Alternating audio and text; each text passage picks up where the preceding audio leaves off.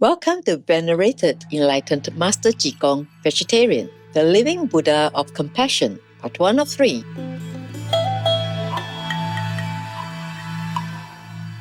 你需要在这个世俗世界拥有智慧，才能将酸、苦、辣转化为甘甜。人生如苦海，一如戏。如果你想成佛，就必须认真扮演好自己的角色，并遵从你的良心行事。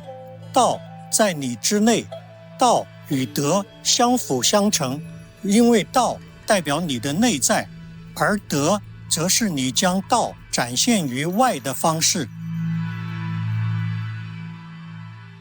Venerated, Enlightened Master Jigong, Vegetarian, known as the Living Buddha, was a 12th century Zen master and poet, celebrated for his compassion toward the less fortunate and his remarkable spiritual powers cultivated through deep practice.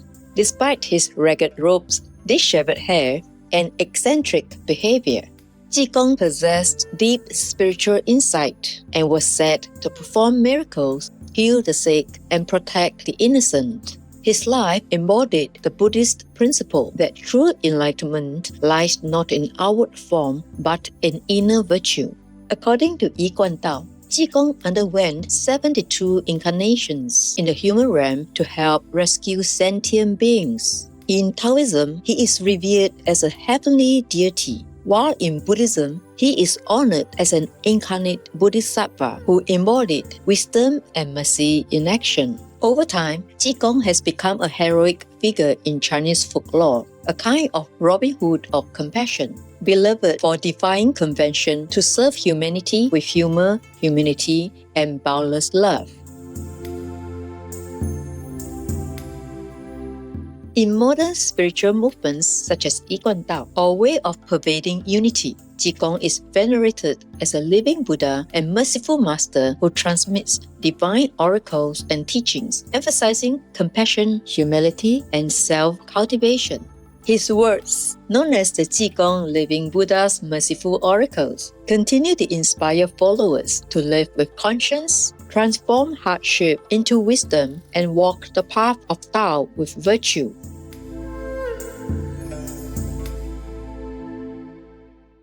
Jigong was born Li Xiuyuan in 1130 or 1148 AD during the early years of China's southern Song dynasty. His father, Li Maocun, was a respected military strategist, and his mother, Lady Wang, was known for her kindness and generosity. According to legend, a feng shui master once told the couple that they lacked the fortune to have children and were fated to remain childless. Heartbroken, they embarked on a pilgrimage to several temples to pray for divine intervention. They visited a temple with a hall dedicated to the 500 Arhats, enlightened disciples of the worshipped Shakyamuni Buddha, vegan, who attained spiritual liberation. While offering prayers and incense, suddenly the statue of the taming dragon Arhat fell from the altar. That night, Lady Wang dreamt of a radiant deity who presented her with a colorful lotus flower. Soon after, she became miraculously pregnant. When the child was born, their home was filled with a sandalwood fragrance and a glow of red light, signs of great auspiciousness. Lady Wang believed that this extraordinary birth signified her son's divine origin, that Li Xiuyuan was the reincarnation of the taming dragon Arhat, one of the 18 Arhats revered in Buddhist tradition.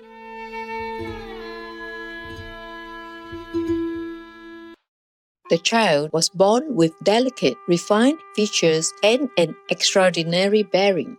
Yet he cried continuously and did not stop. An elder monk named Xingkong, vegetarian, the abbot of Guoqing Temple, came to visit the family. As soon as the venerable monk approached, the baby immediately stopped crying and broke into a smile. The old monk gently touched the infant's head and said, 莫要笑，莫要笑，你的来历我知道。 The venerable monk foresaw the baby's spiritual destiny and named him Xiuyuan. signifying one who would restore the true self, cultivate virtue and good karma, and foster positive connections with all beings. He said, 这世俗世界与天堂的家截然不同。既然你来到人间，就当一路平安，莫要迷失方向。 Before his passing, the elder monk informed the baby's father that when the child grew up, he could go to Enlightened Temple to receive initiation.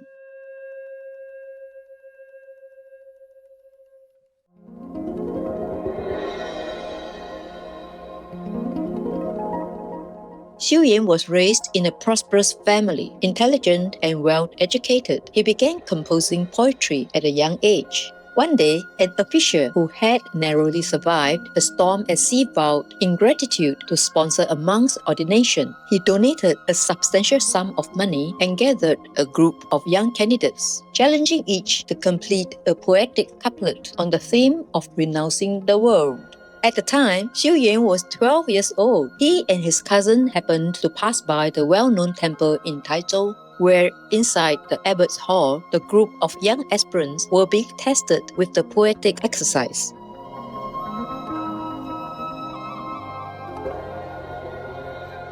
The official's poem lamented the futility of worldly struggles and longed for a peaceful retreat in nature, painting an image of serene detachment and joy found in simplicity, free from the pursuits of fame and wealth. It reflected the instability of the world, the complexity of human relationships, and the realization that true peace cannot be found within society. After a lifetime of striving in the dust of the mortal realm, one gains only emptiness.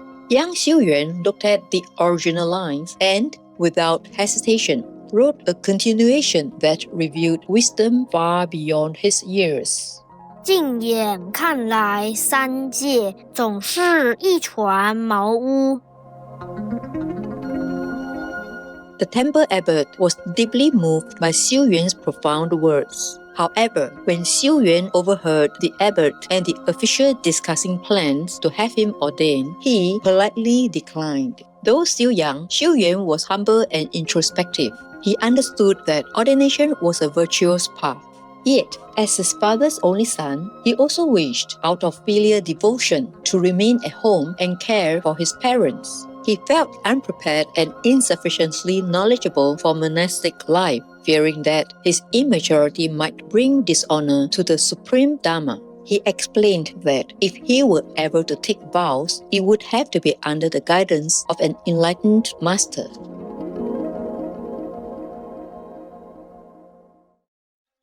When Xiu Yuan was 18 years old, his parents sadly passed away. Having fulfilled his filial duties, he left home with a quiet heart and began traveling freely, trusting destiny to guide his steps. Eventually, he wandered to Hangzhou. By the time he arrived in the bustling city, the little money he carried had already been spent. With no means of support and sensing a spiritual calling, he sought entry into a local temple to become a monk. However, the monks there, seeing he had no sponsor and no resources, dared not accept him. Undeterred, Xiu Yuan made his way to Enlightened Temple.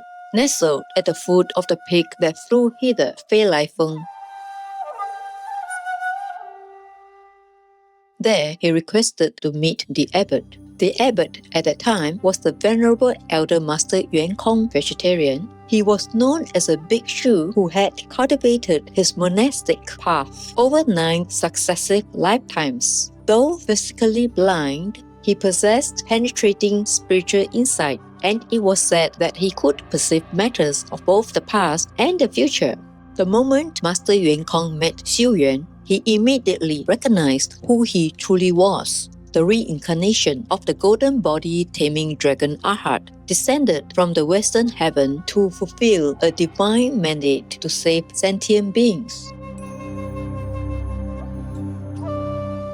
Perceiving that Xiu Yuan's sacred memory was still veiled, the master raised his hand and struck him lightly 3 times on the crown of his head, symbolically opening the heavenly gate. In that instant, Xiu Yuan awakened to a glimpse of his spiritual origin and karmic mission. Overwhelmed with reverence, he bowed deeply and accepted Yuan Kong as his master. The venerable master then ordained him into the monastic order and bestowed upon him the Dharma name Dao Ji, meaning one who aids the way or helper on the path.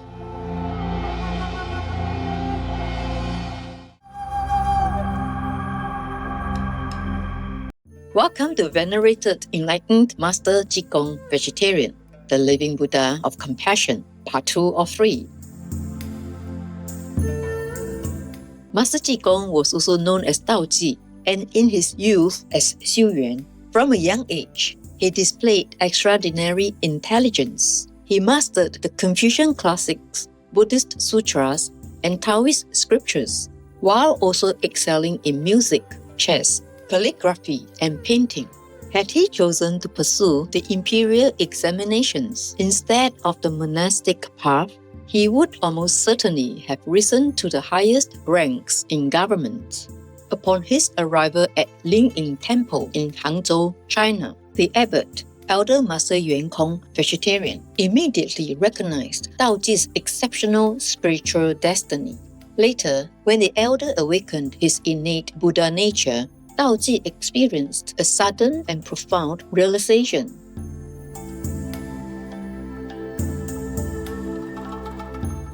To conceal his enlightenment, he began deliberately acting eccentrically, appearing as mad to avoid attention. In Buddhist tradition, this is sometimes viewed as a form of skillful means or upaya, a compassionate strategy employed by enlightened beings to teach others in ways that are effective and unobtrusive. At the monastery, Jigong's playful antics and non-conforming ways puzzled many monks. He sat in strange meditation postures, muttered to himself, and behaved in ways that led others to call him the crazy monk. One monk in particular, the strict disciplinarian Guang Liang, vegetarian, strongly disliked him. Guang Liang had recently commissioned an expensive monk's robe. Jigong quietly pawned the robe and pasted the pawn ticket on the monastery gate for everyone to see. In those days, a pawn ticket had to be presented exactly as issued. If it was removed or altered, it would be invalid. As a result, Guang Liang and several monks carried the entire monastery gate to the pawn shop to get the robe back. Humiliated by the situation, Guang Liang accused Jigong of repeatedly stealing valuables and requested that the abbot punish him. But Elder Master Yuan Kong replied, 若无赃物，便不能定罪。你们暗中观察他，若真有确凿的证据，再带来见我。 So Guang Liang sent 2 novice monks to watch Jigong closely. One day, they saw Jigong sneaking around the great hall, peeking into different places, and finally emerging with something bulky hidden in his robe. Certain they had caught him in the act, they seized him and dragged him before the abbot. Guang Liang declared, 这个疯和尚又违反了清规，按照我们的戒律，他应当被剥去袈裟，逐出寺院。 The abbot calmly said, 把他带上来，道济，把你偷的东西拿出来。 Jigong replied, 师父，他们冤枉我了。我在大雄宝殿扫地，没有容器成灰土，就暂时放在袍子里，请您自行查看。 He loosened his robe cord, and a pile of dust and soil spilled onto the floor. Although Jigong's behavior often caused an uproar, his master understood his true heavenly nature and once exclaimed, 'The gate of Buddhism is so vast. Why is this crazy monk not forgiven?' Beneath his eccentric exterior was a sincere cultivator walking an unconventional yet authentic spiritual path. However, after Master Yuan Kong passed away, Jigong was eventually expelled from Enlightened Temple.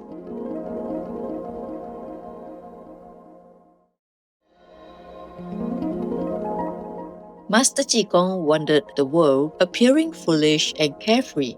Yet behind this disguise, he quietly saved countless lives and spread the true teachings of the Buddha. Touched by his charitable deeds and unconditional love, people came to revere him as Jigong, the living Buddha. Given his exceptional abilities, one might wonder, why didn't he openly display these gifts to help the people? The problem was not his lack of ability, but the corrupt and politically unstable climate of the Southern Song dynasty. During this time, anyone displaying unusual wisdom or extraordinary abilities risked provoking jealousy, suspicion, or even persecution. Even General Yue Fei, celebrated for his loyalty and military skill, fell victim to this environment. Stories often describe monks or officials feeling threatened by Jigong's gifts, whether healing the sick, foreseeing events, performing miracles, helping those in need, or confronting injustice.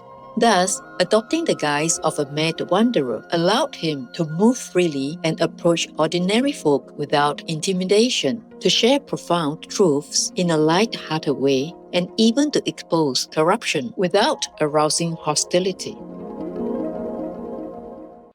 One day, as Master Jigong was walking toward Lingyin Temple, he sensed that a nearby mountain was about to collapse onto a village. He rushed over and warned the residents to flee, but they laughed and dismissed his words as the ramblings of a crazy monk. Master Jigong noticed a wedding procession in progress. Without hesitation, he picked up the bride, slung her over his shoulders, and ran out of town. The bewildered groom and wedding procession frantically chased after him, and soon the whole village followed in pursuit. Just as they passed through the village gate, the mountain peak collapsed, obliterating the village in an instant. Amid the chaos, Jigong also noticed a young girl who had fallen behind. A massive boulder was hurtling toward her. With a swift motion, he aimed his palm at the boulder and stopped it with his powers, saving the little girl's life. Thanks to Jigong's extraordinary intervention, everyone was spared. The legendary boulder, known as Hangzhou's Flying Peak, Feilai still bears the imprint of a hand at its base, and today it stands as a popular tourist attraction.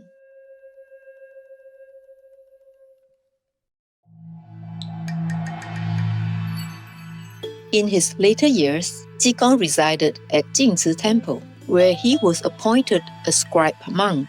It was here that another celebrated story of Jigong's supernatural abilities was born. It was the 23rd day of the 6th lunar month, the fire god's birthday. More visitors than usual came to Jingzi Temple under the scorching sun.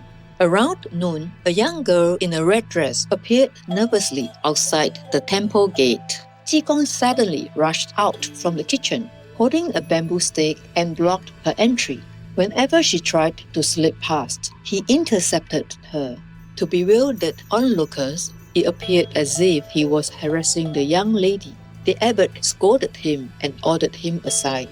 The girl finally pushed into the great hall, but then vanished. Suddenly, a strong wind swept through the hall. Candles flared, and the temple caught fire. Jigong then explained, 那女子乃是火神化身，打算在午时烧毁寺庙，我阻挡了她，才使火势无法完全成型。 Afterward, the abbot tasked Jigong with rebuilding the main hall. According to legend, Jigong visited an official asking for wood. He then used his supernatural abilities to cover the trees he wanted with his robe.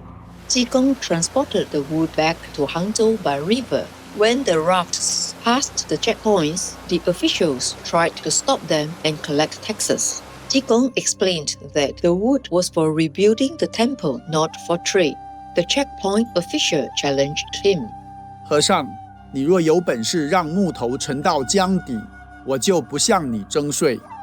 Using his powers, Master Jigong caused the wood to sink beneath the river's surface, allowing it to pass the checkpoints without being taxed. Back at the temple, logs magically began to appear out of a well at the temple until there were enough to rebuild the main prayer hall. When the abbot yelled, "Stop!" one log was still half submerged in the well. This log remains in the Awakening Mind well, also popularly known as the Divine Transport Well. Today, it is a popular tourist site and place of remembrance for venerated Master Jigong. Welcome to Venerated Enlightened Master Jigong Vegetarian, the Living Buddha of Compassion, Part 303. 世间最肮脏，莫过于吃荤；最残忍，莫过于杀生；求福，莫过于斋戒布施；求寿，莫过于不杀放生。济公活佛素食者。He is often depicted wearing ragged monastic robes, large beaded necklaces, and a hat with the Chinese character for Buddha. In his right hand, he carried his signature gourd bottle. In his left, a reed fan. The fan represents liberation from negative energy and the intentional attraction of positive energy. The gourd symbolizes non-attachment and the ephemeral nature of the mundane world. Due to Master Jigong's unconventional appearance and laid-back demeanor, many mistakenly believe he ate animal people meat and drank wine. He did neither. Although people assumed his gourd carried alcohol, he could transform its contents into vinegar, water, or other beverages. In the 1989 Brazil lecture, our most beloved Supreme Master Ching Hai Vegan clarified these misconceptions. 济公活佛为什么可以吃肉？他没吃肉了，乱讲话。我们赶你睡没吃了。问这个就是一贯道的人是不是？ Quem pergunta isso pertence a 一贯道，是吗？ não é？ 如果是的话，回去看那个《天堂游记》，里面他有讲很清楚。他说他从来没有吃肉过。Se fosse de 一贯道， 哎， 我leiam esse livro de Passeio ao Inferno e Passeio ao Céu。 都是他 aprenderão que ele não come carne. 是，他是画出来一个取笑别人而已。 Essas carnes são transformadas por ele para 你们看他故事也知道。 Se vocês lerem bastante, vocês compreenderão. 对，有时候他那个看人家看他吃什么一块肉，等一下会变成一个葫芦而已。 Ele é uma pessoa que tem poderes para transformar as coisas. Ele fez isso só para usar os outros. 对，他要取笑那些和尚嘛，一天到晚吵他，就说他发疯等等，说他用神通取笑玩啊，他无聊啊，世界无聊，他在玩。Isso é apenas gozação com os monges que desconhecem o seu poder. 哎呀，看怎么看不清楚，乱讲话。 Vocês não leem direito e ficam falando qualquer coisa? 诬告佛菩萨。 Dando calúnia a Buda.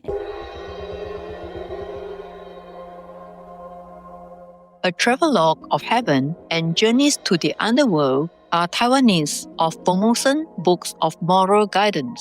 Through spirit writing or planchette divination, they recount a medium's divinely ordered journey with Master Jigong through heaven and hell at the Jade Emperor's command. In a Travelogue of Heaven, Master Jigong explained, 以为我不正经，其实他们看错了。世间有食肉和尚，天上绝无饮酒罗汉。一席时，我在天上观看出家修行者，口吃清斋，心怀鬼胎，少有善知识开悟佛法，都是混饭来吃。我不忍佛门慧命，悬丝欲断，故投胎下凡，化名修缘，普度群生，扬风卖傻，游戏人间，专门与那些和尚作怪。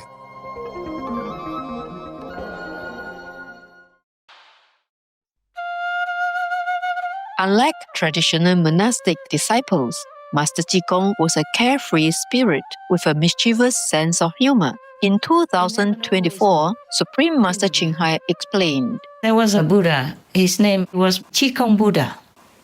He carried a kind of a a gourd that people used to drink wine in the ancient times. And he kept drinking on it.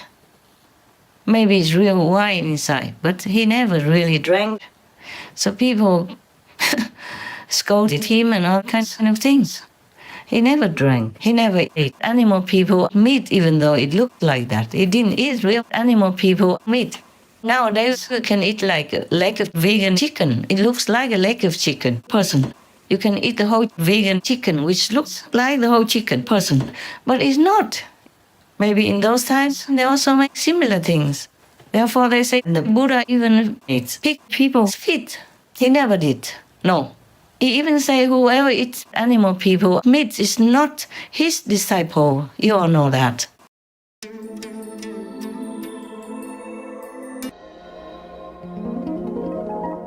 In chapter 22 of A Travelogue of Heaven, Master Jigong visits the Crystal Palace where enlightened beings and the spirits of fish and shrimp people cultivate the way, striving for higher spiritual attainment. Suddenly, a large shrimp person addressed the assembly.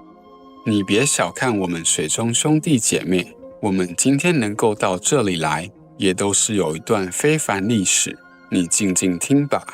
鱼虾水族是弱肉强食的生物，但我们一生仅吸取海河之水及植物海苔，绝无侵蚀其他的伙伴。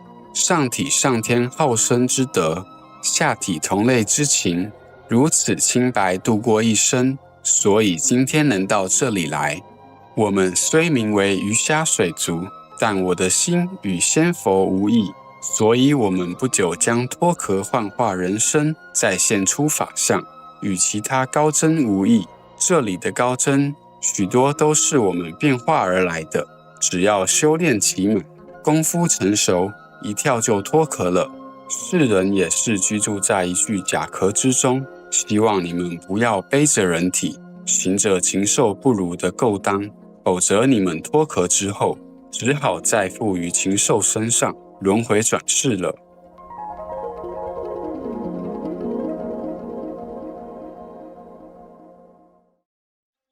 On May 16, 1209, Master Jigong passed away at Jingci Temple. Before departing this earthly realm, he left the following verse. 60年来狼藉，东壁打到西壁，如今收拾归来，依旧水连天壁。His remains are enshrined in the Hupao Spring, now part of Hupao Temple, and is parked in Hangzhou, China. Jigong Pagoda was later erected there in his honor.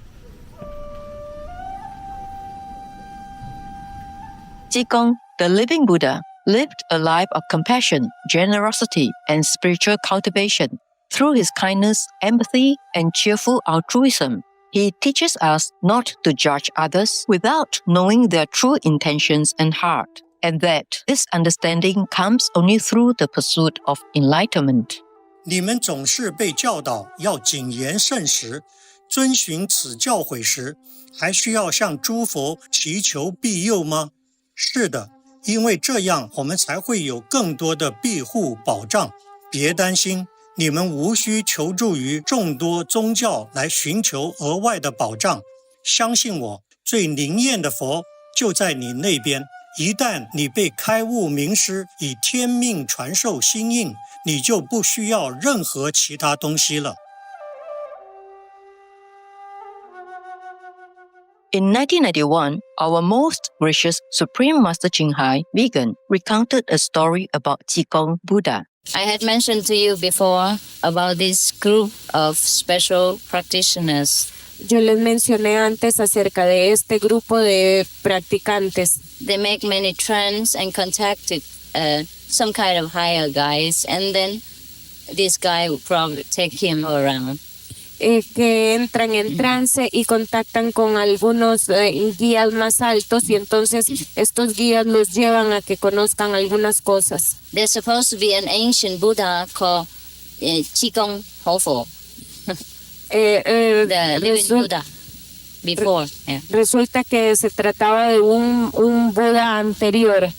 And this Buddha is supposed to be very funny and very fun-loving and freedom-loving. He's supposed to come and guide anyone who likes him, taking him around and investigate this word and that word. Y resulta que este Buda es un Buda muy simpático y entonces está dispuesto a venir y llevar a las personas a echarse una vueltecita por otros lugares. But funny enough, I tell you, many people of this group came to be initiated now because the Buddha, the so-called Buddha, them to come to Master Qinghai if they want to be better, if they want to improve their spiritual attainment. Pero el asunto es que muchos de los practicantes de este grupo vinieron a mí por la iniciación y ahora son iniciados, porque este guía, este Buda que los llevó, les dijo que debían venir donde la maestra Qinghai para iniciarse si es que querían desarrollarse más espiritualmente. And one of the disciples asked him, "But how about you? How about you? Why aren't you not great enough? Aren't you not great enough?" Y uno de los discípulos le preguntó cuando el Buda le dijo esto, ¿y usted no es suficientemente grande? And the Buddha, Jigong Buddha, answered, "Oh, I'm just a little bit lower than Master Qinghai." Y entonces este Buda le contestó, bueno, la verdad es que yo estoy un poquito más abajo que la maestra Qinghai. Oh, when they told me this story, I could not stop laughing. Cuando me contaron esta historia, yo no podía parar de reírme. Because I admire his honesty.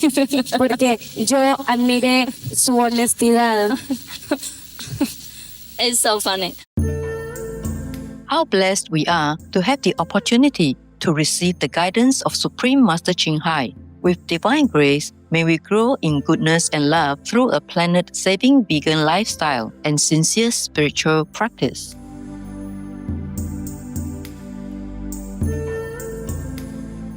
For more information on receiving initiation from Supreme Master Qinghai Vegan into the Kuan Yin method, please visit suprememastertv.com/meditation.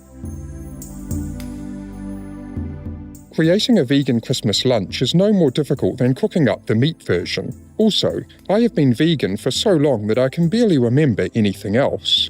And for the 12 years previous to that, I was veggie, as were my mum and dad, so a non-meat Christmas is the norm for us. Wendy Turner Webster, vegan. All love the Trinity, the utmost powerful.